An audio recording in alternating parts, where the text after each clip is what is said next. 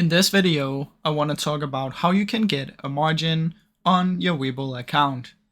Keep in mind you need to be in the US to be able to do this, since you need to have an open account, which is only available in the US. But what you want to do is you want to upgrade to a margin account, and you can do this way. You want to open up either the app or the website, head over to the settings, and once you're inside of the settings, go to account, and there will be one called margin or upgrade to margin. Inside of there, you're going to complete an application. So they're going to ask you like a questionnaire and you're going to answer that. And based on that, they're going to either accept you or reject you to be able for margin trading.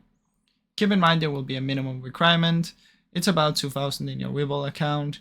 And if you don't reach that, then you need to have that before you can get margin.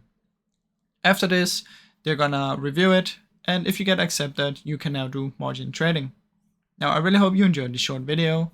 If you did, please leave a like and subscribe, as it helps me out a ton. Thank you so much for watching.